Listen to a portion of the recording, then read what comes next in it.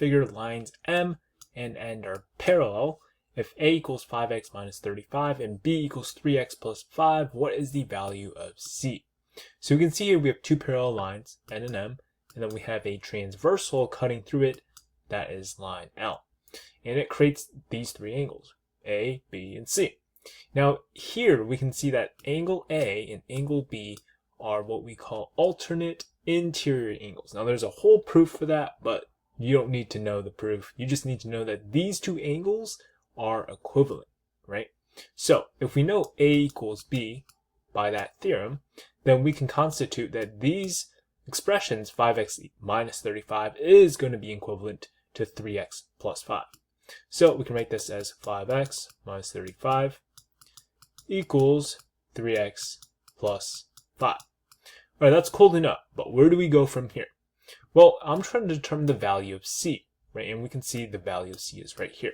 Now, what's interesting is that C actually makes up a bigger angle alongside angle B. We can see that blue angle I just drew in.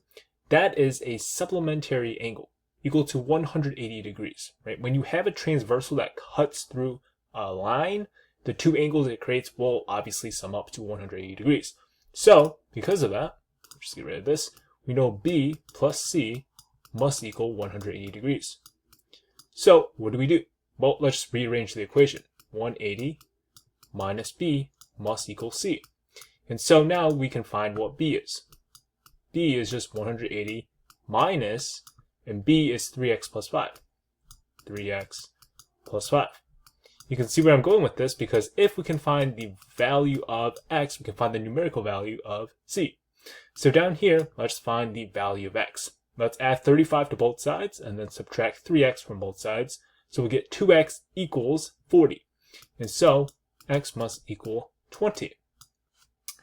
So if we go over to our other expression, we get 180 minus, we have 20 for x, and so 3 multiplied by x, we substitute in that 20, so 3 times 20 is 60, plus 5 is 65. So we're going to be subtracting this entire thing away. 180 minus 65, this is not letting me write, will be equivalent to 115 degrees in the context of this problem, and therefore the answer to this problem is answer choice C.